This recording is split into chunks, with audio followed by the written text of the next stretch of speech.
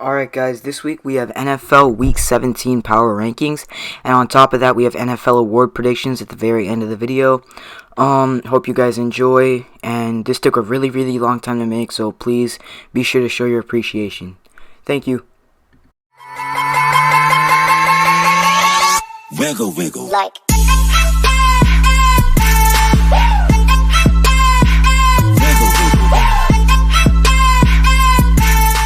In first place, we have Aaron Rodgers and the Green Bay Packers. They've been really solid all year long, and they showed out against the Browns. Aaron Rodgers broke the Packers record for most passing touchdowns, and this is my Super Bowl pick for the year. Aaron Rodgers is probably going to win MVP, and no team can stop them. If they can manage to play the Bucks in the divisional round, the Packers will go on to the Super Bowl, because obviously their kryptonite is Brady and the NFC Championship. But other than that, the defense is going to get some starters back. They're definitely going to win next week, and that is why they are my number one pick. Good luck in the playoffs, Aaron. Alright, now we have the Kansas City Chiefs and Patrick Mahomes. So this team absolutely blew out the Steelers 2 days ago, and it was a massacre. Overall, Pat Mahomes did really well. They obviously did not have Travis Kelce, and he's just starting to feel himself again. Tyreek Hill did not have that great of a game, but Byron Pringle had a career game. This defense is actually not that bad anymore, and they are a top unit in the league. Their run defense isn't the best, but it's getting a lot better with Chris Jones making the Pro Bowl. Overall, the Chiefs, they're back. They're the top seed in the AFC, and they're probably going to go to the Super Bowl as well. Mahomes, not an MVP candidate, but he's up there. At number 3, we have Tom Brady and the Tampa Bay Buccaneers. To start off, the defense, very good, very solid, very healthy. On offense, they had a lot of random people balling out against the Panthers, but they need Mike Evans back in time for the playoffs because he is a crucial factor in the Buccaneers offense, and without him, they did struggle.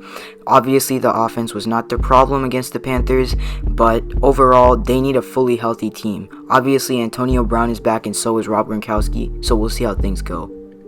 At number 4, we have the Los Angeles Rams and Matthew Stafford.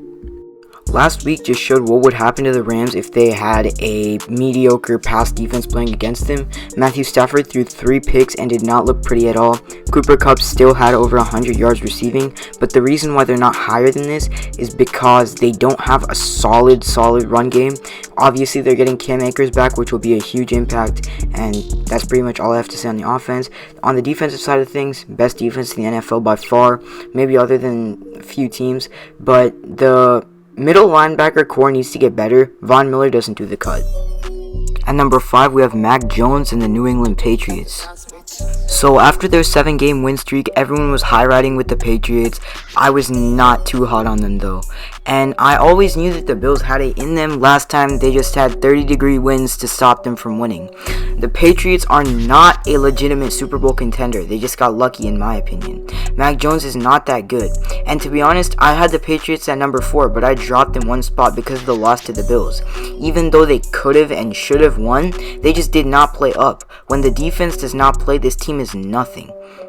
His team will continue dropping in the power rankings no matter what they do because they're just not that team. At number 6, we have the Indianapolis Colts. The Colts have by far the best running back in the league this season in Jonathan Taylor, and when he goes off, they go off. Every single game that he has had more than 100 yards, they have won, and this game was no different. Jonathan Taylor has just been toasting opposing NFL defenses. Obviously, this game, they had more of a pass-focused attack. Michael Pittman did come back, which was a huge help. This team is a legitimate Super Bowl contender. They will make it deep in the playoffs, but the only concern here is, can Carson Wentz take them to the Super Bowl? Because he clearly does not have that much playoff experience due to Nick Foles. At number 7, I have the Arizona Cardinals. So the Cardinals are without DeAndre Hopkins until late playoff time, which is going to be tough luck because they seriously struggled against the Colts. They could not get anything going. They did come back, but still nothing. They need to either improve the run game a lot, or they just need to either quit at this point because they lost to the Detroit Lions. That's all I have to say. I don't have much to say about this team because they lost to the Lions. But yeah, overall the Cardinals, they're in a dangerous situation. Hopefully they can figure things out. Next up, we have Stephon Diggs and the Buffalo Bills. The Bills are now first place in their division, and I personally think that was like more of a statement game because Josh Allen absolutely showed out, and so did Stephon Diggs, and they beat the Patriots, who are one of the better teams in the league, and they solidified themselves as a top 5 in the AFC. Obviously, there are some weak points to this team, but as the defense keeps getting healthier and more players return from COVID, such as Cole Beasley, they will be a force to reckon with in the AFC. And now we have Dak Prescott and the Dallas Cowboys. So Dak just annihilated the Washington football team, 56-14, I believe it was. It was a crazy showing on all three phases of the football: offense, defense, special teams. This Cowboys team showed no flaws at all against the Washington football team, and I feel like this might be the year that the Cowboys actually managed to win a game in the playoffs, but let's see how it goes. Obviously, they're getting a lot healthier. Ezekiel Elliott has been playing through an injury, and I feel that after he comes back, this team, it's going to be hard for them to lose. And now we have the phenomenal Cincinnati Bengals. So against the Baltimore Ravens, Joe Burrow threw for 525 yards. To put that into perspective, 1,000 yards in one game.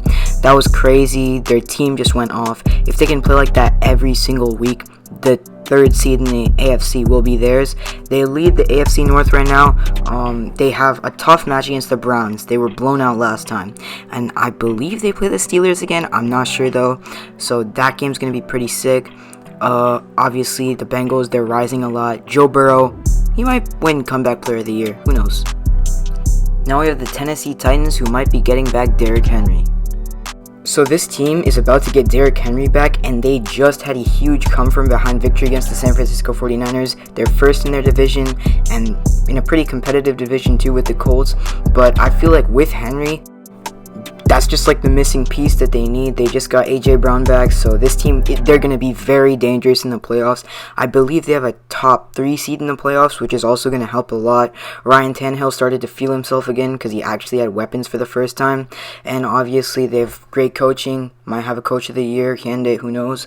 But yeah, other than that, this team, they're going to be dangerous. Next up, we have the Los Angeles Chargers, who just lost to one of the NFL's worst teams. Right now, I'm shaking my head about this team. They should have been a top 10 team, but they just lost to the Texans. I don't know how that happened. That was very, very unfortunate for Justin Herbert. And yeah, obviously they were running short on players. A lot of their players, first time touching the field since getting COVID. But still, it's the Houston Texans. Right after Christmas, you can't be doing that. Obviously, this team, they're collapsing late in the year. They might lose a playoff spot, but hopefully this team can make the playoffs. I've wanted them to make it for a long time. Now we have the San Francisco 49ers, who are struggling to make a move. The 49ers dropped a lot of spots, especially because of their collapse against the Tennessee Titans. They were up double digits by 10 points, and then they blew it all. And I just feel like Jimmy Garoppolo is he's not the move. And he just tore his UCL, and they're trying to make him play through it. I don't know how that's going to end up. Obviously, I'm still ranking them pretty high because they have some defensive starters coming back next week, and they are definitely playoff candidates. This was obviously an interdivision game, so they weren't even playing someone from their own conference.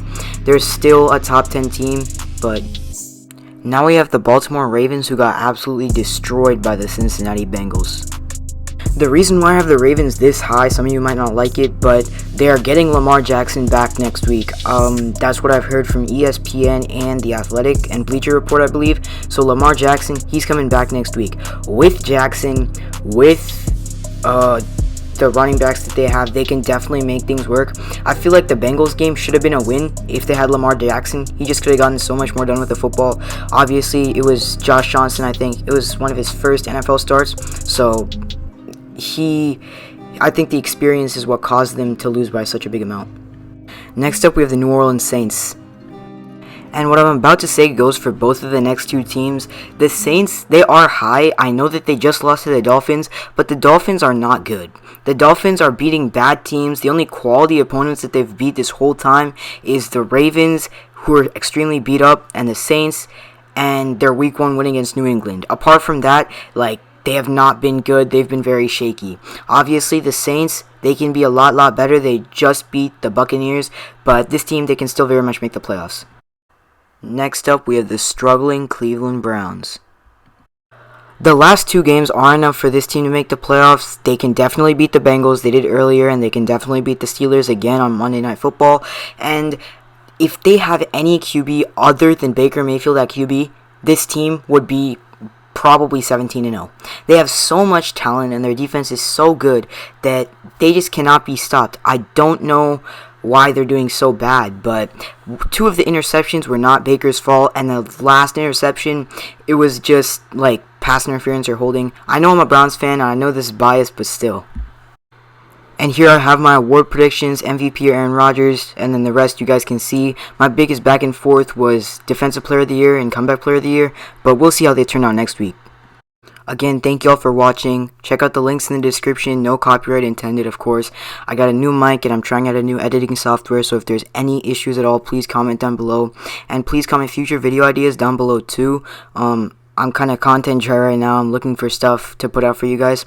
Might do a gaming video soon, but we'll see about that. Thank you.